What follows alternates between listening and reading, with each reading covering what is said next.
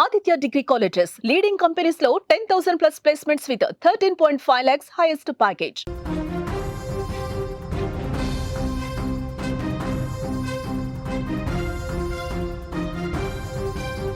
గండికోటలో దారుణ హత్యకు గురైన విద్యార్థిని వైష్ణవి హత్య కేసులో కొత్త కోణం కనిపిస్తోంది. వైష్ణవి డెడ్ బాడీ పైన, ఆమె డెడ్ బాడీ పైన కనిపిస్తున్న గాయాలు, రక్కిన గోళ్లతో రక్కిన దృశ్యాలు చూస్తుంటే హంతకుడు లోకేష్ ఒక్కడే చేశాడా, ఇంకెవడైనా ఈ హత్యలో పాల్గొన్నాడా అనే డౌట్స్ వస్తున్నాయి. వైష్ణవి కుటుంబం చాలా స్పష్టంగా ఆరోపిస్తుంది, లోకేష్ ఒక బేకారని, ఒక జులాయి అని, తన కూతురిని వెంటపడి తన వైపు తిప్పుకొని వశపరుచుకొని తన కూతురు తనకు కాకుండా చేశాడని, చాలా రోజులుగా లోకేష్ తన కూతురిని వెంటాడుతున్నాడని, తన మత్తులోకి దించి, ప్రేమ మత్తులోకి దించి తన కూతురిని అన్యాయంగా దారుణ హత్యకు గురి చేశాడని, ఈ హత్యలో లోకేష్ ఒక్కడే లేడు, ఇంకా కొందరి పాత్ర ఉందని చెప్తున్నారు. స్క్రీన్లో మీరు విజువల్స్ చూస్తున్నారు. లోకేష్ గండికోటకి ఆ అమ్మాయి వైష్ణవితో లోపలికి వెళుతున్న వీడియో మీరు ఒక బాక్స్లో చూస్తుంటే, ఒక్కడే రోడ్డు పైన తిరిగి వస్తున్న వీడియో ఇంకో బాక్స్లో చూస్తారు. ఈ దృశ్యం చూస్తే చాలా డౌట్స్ కనిపిస్తున్నాయి. సీసీ కెమెరాలో దొరికిన ఈ రెండు దృశ్యాలు వైష్ణవి హత్య కేసులో అనేక ప్రశ్నల్ని లేవనెత్తుతున్నాయి. ఒకటి, లోపలికి వెళ్ళిన గంటలోపే మీరు చూస్తున్నారు వైష్ణవితో గండికోట లోపలికి వెళ్తున్న లోకేష్ బైక్ మీద నిలబడ్డ వీడియో ఒకటి. రెండోది వచ్చేసి ఒక్కడే గండికోట లోపల నుంచి బయటకు వస్తున్న వీడియో ఒకటి. ఈ రెండు వీడియోలో రికార్డింగ్కి కేవలం గంట సమయం మాత్రమే గ్యాప్ ఉంది. ఈ గంటలోనే వైష్ణవిని ఇంత దారుణంగా లోకేష్ చంపేశాడా, లేదంటే తెలివిగా లోకేష్ ఈ వైష్ణవిని తీసుకొని అక్కడికి వెళ్ళి ముందుగానే ప్లాన్ వేసుకొని తనకు తెలిసిన వ్యక్తులకి వైష్ణవిని అప్పజెప్పి హత్యకు పాల్పడ్డాడా? ఇటువంటి అనుమానాలు అన్నీ కలుగుతున్నాయి. ప్రస్తుతం ఈ కేసుకు సంబంధించిన అప్డేట్స్ అందించడానికి మా కడప ప్రతినిధి సుదర్శన్ ఫోన్ లైన్లో ఉన్నారు. ఒకసారి సుదర్శన్ ఈ కేసును ఫాలో చేస్తున్నాడు. సుదర్శన్, మనకు రెండు రకాల విజువల్స్ కనిపిస్తున్నాయి. ఒకటి లోకేష్ లోపలికి వెళ్తున్న గండికోట లోపలికి వెళ్తున్న వీడియో ఒకటి, సీసీ ఫుటేజ్. అట్లాగే మరొకటి వచ్చేసి గంటలోపే తిరిగి వస్తున్న ఫుటేజ్. అసలు ఈ రెండింటిని చూస్తే ఎటువంటి డౌట్స్ వస్తున్నాయి సుదర్శన్? ఇక్కడ ఈ గంట లోపల ఏం జరిగింది లోపల అనేది ఇప్పుడు మిస్టరీగా మారింది. పోలీసులు కూడా దాన్ని ఛేదించే ప్రయత్నంలోనే ఉన్నారు.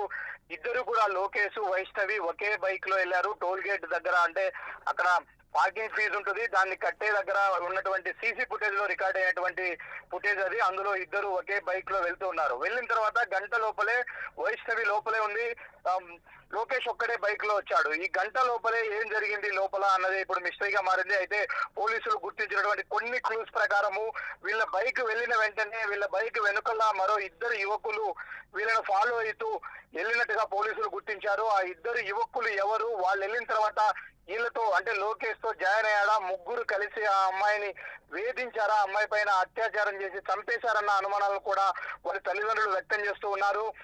అంటే చాలా మంది గండికోటకు వెళ్ళినప్పుడు అక్కడ ఉన్నటువంటి చాలా ప్లేసెస్ చూడడానికి ప్రిఫరెన్స్ ఇస్తారు, అంటే ప్లేసెస్ చూడడానికి ప్రాధాన్యత ఇస్తారు. కానీ అక్కడ ఉన్నటువంటి రంగనాయక స్వామి టెంపుల్ వెనుక వైపున ముళ్ళ పొదల దగ్గరికి ఎందుకు వెళ్లాల్సి వచ్చింది? నిజానికి అక్కడంతా కూడా అటవీ ప్రాంతం లాగా ఉంటుంది, ముళ్ళ పొదలు ఎక్కువ ఉంటాయి. ఎవరు కూడా అక్కడికి వెళ్ళరు. టెంపుల్ సరౌండింగ్స్ లోకి వెళ్ళి చూస్తే ఆ వ్యూ కనిపిస్తుంది, అంతే తప్ప ఎవరు ఆ ప్రహరీ గోడ దిగి అటువైపుగా వెళ్లరు. కానీ డెడ్ బాడీ అక్కడ పోలీసులకు లభించింది. అంటే అక్కడి వరకు వీళ్ళు ఎందుకు వెళ్ళారు అన్నది ఇప్పుడు మిస్టరీగా మారింది. ఎందుకంటే గండికోటకి వెళ్ళి అక్కడ సైడ్ సీన్ చూసి ఎంజాయ్ చేసి రావాలంటే రావచ్చు, కానీ వీళ్ళు ఏకాంతంగా కలవడం కోసం వెళ్ళారా అక్కడి వరకు? అక్కడికి లోకేష్ అంటే సుదర్శన్, ఇక్కడ ఒక పాయింట్ సుదర్శన్, వెనకాల ఎవరైతే బైక్ మీద ఇద్దరు కుర్రాళ్ళు వచ్చారని అనుమానాలు వ్యక్తమవుతున్నాయో వాళ్ళని ఐడెంటిఫై చేసే ప్రక్రియ ఏమైనా మొదలైందా, లేకపోతే వాళ్ళు అసలు ఏం జరిగి ఉంటుంది? ఈ లోకేష్ క్యారెక్టర్ ఏంటి? లోకేష్ క్యారెక్టర్ అంటే కంప్లీట్ గా జులాయి, అతను ఇంటర్మీడియట్ డ్రాప్ అవుట్, ఊర్లో ఉంటాడు, జులాయిగా తిరుగుతూ ఉంటాడు. వాళ్ళ తల్లిదండ్రులు కూడా అతన్ని పెద్దగా పట్టించుకోరు. తనకు ఒక సొంత బైక్ కూడా లేనట్టుగా చెప్తూ ఉన్నారు. కాకపోతే వాళ్ళు వీళ్ళ ఫ్రెండ్స్ అడిగి తీసుకుంటూ ఉంటాడు. ఎర్రగుంట్ల మండలం అన్లదుర్తి గ్రామము, అక్కడే ఉంటది వీళ్ళ ఫ్యామిలీ. అక్కడి నుంచి ఈ అమ్మాయి ఫ్యామిలీ పొద్దుటూరుకి షిఫ్ట్ అయినప్పటి నుంచి కూడా అతను ప్రొద్దుటూరుకు వస్తున్నాడు. ఈ అమ్మాయి ఇంటి నుంచి కాలేజీకి వెళ్లే సమయంలో ప్రతిరోజు కూడా రెక్కి నిర్వహించి ఆ అమ్మాయిని ఏదో ఒక విధంగా మాటలు కలపడం చేస్తుంటాడు. అంతేకాకుండా అమ్మాయిని అనేక సార్లు బ్లాక్ మెయిలింగ్ కూడా చేసినట్టు మనకు సమాచారం అందుతుంది.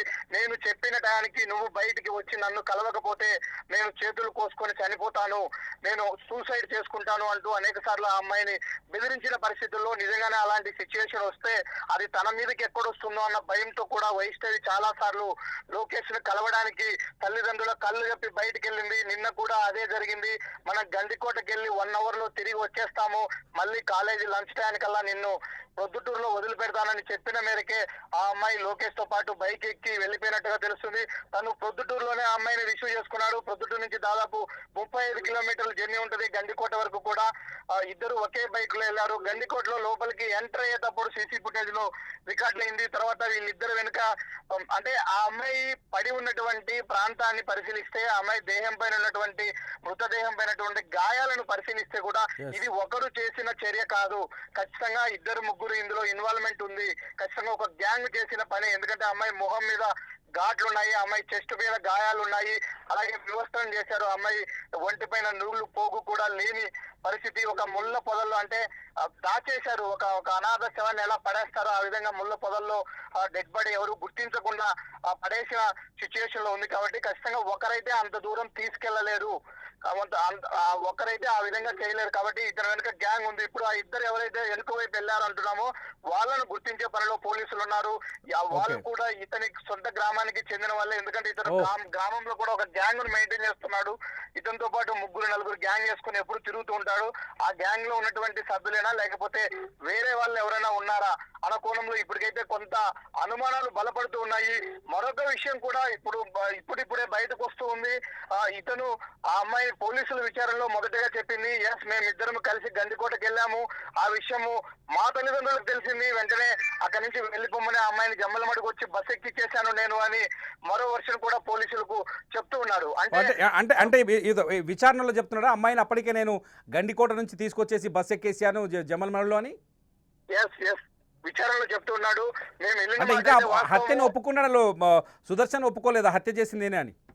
హత్యను ఒప్పుకోవట్లేదు. కలిసి వెళ్ళిన మాట వాస్తవము. అయితే ఆ అమ్మాయి ఏ విధంగా చనిపోయిందో, అక్కడ ఎందుకు ఉందో కూడా నాకు తెలియదు అన్నట్టు కూడా అతను పోలీసు విచారణలో బుకాయిస్తున్నట్టుగా మనకు సమాచారము అందుతుంది. నేను ఆ అమ్మాయిని తీసుకెళ్లాను, కలిసి మాట్లాడుకున్నాము, తర్వాత ఆ అమ్మాయిని నేను తిరిగి బస్ ఎక్కిచ్చేశాను అని చెప్తూ ఉన్నాడు. అంటే మళ్ళీ తిరిగి జమ్మలమడుగులో బస్ ఎక్కిచ్చేస్తే మళ్ళీ గండికోటలో మృతదేహంగా ఎలా అంటే మిగతా జీవి ఏ విధంగా వైష్ణవి అక్కడ కనిపిస్తుంది అన్నది ఇప్పుడు క్వశ్చన్. దీని అంతటి కూడా ఎంటైర్ పోలీసులు ఇక్కడ కాలేజ్ దగ్గర అమ్మాయిని రిసీవ్ చేసుకున్న దగ్గర నుంచి అక్కడి వరకు వీలైనన్ని సీసీ ఫుటేజ్లను పరిశీలించే పనిలో పన్నారు. ఇప్పటికే ప్రొద్దుటూరు జమ్మలమడుగు పోలీసులు ఇద్దరు కలిసి ఈ కేసును విచారిస్తున్నారు. ఎందుకంటే ఒకవైపున అమ్మాయి తల్లిదండ్రులు ఆగ్రహం వ్యక్తం చేస్తున్నారు, వాళ్ళని ఎన్కౌంటర్ చేయాలి, మా అమ్మాయి మృతదేహం దహన సంస్కారాలు అయిపోయే లోపలే వాళ్ళు కూడా మృతదేహాలుగా మారాల్సిందే అంటూ వాళ్ళు ఒకవైపు ఆగ్రహం వ్యక్తం చేస్తున్న నేపథ్యంలో పోలీసులు ఈ కేసును చాలా సీరియస్ గా తీసుకున్నారు. ఖచ్చితంగా అన్ని కోణాల్లో విచారణ చేసి ఈ రోజు సాయంత్రం లోపలే దీంట్లో పూర్తిగా ఒక క్లారిటీకి పోలీసులు వచ్చే అవకాశాలు అయితే కనిపిస్తున్నాయి. రైట్ సుదర్శన్, మీ అప్డేట్స్ కోసం ఎదురు చూస్తుంటాం, ఫాలో చేస్తూ ఉండండి ఈ కేసుని. ఇది మనకు చాలా స్పష్టంగా అర్థమవుతోంది, గండికోటలో ఆ అమ్మాయిని హత్య చేశానని ఇప్పటికీ లోకేష్ అధికారికంగా ఒప్పుకున్న సందర్భం కనిపించట్లేదు. తనని నేను గండికోట తీసుకువెళ్ళింది నిజమే, ఆ తర్వాత జమ్మలమడుగు తీసుకెళ్లి బస్ ఎక్కించానంటూ కొత్త సినిమా కథ అల్లి చెబుతున్నట్టుగా పోలీసులు భావిస్తున్నారు. లోకేష్ ఒక జులాయ్ అని తెలుస్తోంది. లోకేష్ది కానీ ఈ అమ్మాయిది కానీ ఎవరైతే వైష్ణవి లోకేష్ది ఒకటే ఊరు, ఎర్రగుంట్ల దగ్గరున్న అండ్లదుర్తి అనే గ్రామానికి చెందిన అమ్మాయి వైష్ణవి. అదే గ్రామంలో లోకేష్ వాళ్ళ బంధువు అవుతాడు. లోకేష్ అదే గ్రామంలో ఇంటర్ చదివి జులాయి తిరుగుతున్నాడు, పని పాట లేకుండా ఈ అమ్మాయి వెంట తిరుగుతున్నాడు. ఈ విషయాన్ని గమనించిన వైష్ణవి తండ్రి కొద్ది రోజుల క్రితం కుటుంబాన్ని ఏకంగా ప్రొద్దుటూరుకు మార్చేశాడు. లోకేష్కు దూరంగా తన కూతుర్ని తీసుకెళ్లి కాపాడుకోవాలనుకున్నాడు. మొదటి నుంచి ఇతని ప్రవర్తన పైన వైష్ణవి తండ్రికి అనుమానాలు ఉన్నాయి. తన కూతుర్ని లోకేష్ బారి నుంచి కాపాడుకోవడానికే ప్రొద్దుటూరికి ఫ్యామిలీని షిఫ్ట్ చేశాడు. అయినప్పటికీ తన కూతురు ప్రాణాలని దక్కించుకోలేకపోయాడు. ఏదైతే తన తండ్రి వైష్ణవి తండ్రి భయపడ్డాడో అదే జరిగింది. లోకేష్ని ప్రేమించి లేకపోతే లోకేష్ మాయలో పడ్డ పాపానికి వైష్ణవి తన ప్రాణాలని కోల్పోయింది. గండికోట అడవుల్లో లేకపోతే గండికోటలో శవంగా తేలింది. వైష్ణవి ఒంటిపైన 2 రకాల గాయాలు కనిపిస్తున్నాయి. ఆమె ముఖం పైన గోళ్లతో గీసినట్టుగా గాయాలు కనిపిస్తున్నాయి. అట్లాగే ఆమె బాడీ పైన కూడా గోళ్లతో రక్కినట్టుగా గాయాలు కనిపిస్తున్నాయి. సిచ్యువేషన్ కానీ క్రైమ్ సీన్ కానీ ఇవన్నీ అబ్జర్వ్ చేస్తే పోలీసులు అనుమానిస్తున్నారు ఈ హత్యలో ఒక్కరు పాల్గొనలేదు, ఈ హత్యలో కొందరు వ్యక్తులు పాల్గొన్నారని అనుమానిస్తున్నారు. అంతేకాదు సీసీటీవీ ఫుటేజ్లో కూడా కొంత పోలీసులకు సాక్ష్యాలు దొరికినట్టుగా తెలుస్తోంది. లోకేష్ వైష్ణవి బైక్ మీద వెళ్ళిన తర్వాత గండిలో కోట లోపలికి వెళ్ళిన తర్వాత మరో 2 వ్యక్తులు బైక్ పైన వచ్చినట్టుగా కొంత సమాచారం అందుతోంది. మొత్తానికైతే వైష్ణవి హత్య వెనుక చాలా పెద్ద మిస్టరీ ఉందని అర్థం చేసుకోవాలి. వైష్ణవిని చంపడం వెనుక పెద్ద ప్లాన్ ఉందని కనిపిస్తోంది. హంతకుడు లోకేషేనా, లోకేష్తో పాటు ఇంకెవరైనా ఉన్నారా? లోకేష్ ఒక్కడే ఈ హత్య చేసుంటాడా, లేకపోతే తన ఫ్రెండ్స్ కాకపోతే తన జులాయి గ్యాంగ్ని తీసుకొచ్చి అఘాయిత్యానికి పాల్పడి హత్య చేసుంటారు? ఎందుకంటే వైష్ణవి శరీరం పైన డెడ్ బాడీగా దొరికినప్పుడు నూలు పోగు కూడా లేదని చెబుతుంటే గుండెకు బాధ కలుగుతుంది, కళ్ళకు నీళ్ళు వస్తున్నాయి. ఎవరైతే అమ్మాయిలు, నేను ఒక విషయాన్ని ఇక్కడ చెప్పాలనుకుంటున్నాను, జులాయిలని గాడిద తిరుగులు తిరిగే ఈ బేకార్లని నమ్మి మీ జీవితాన్ని నాశనం చేసుకోకండి. ఒక బేకార్గాడు ఏ పని లేకుండా ఉంటే సాహసాలు చేస్తాడు. ఆ సాహసాలు చూసి మీరు హీరోలుగా భావించకండి, మీ జీవితాలు నాశనం అయిపోతాయి. మరో వైష్ణవిగా మారకండి. చాలామంది అమ్మాయిలకు నేను ఇస్తున్న మెసేజ్ ఇది, దయచేసి మీ ప్రాణాలని కాపాడుకోండి.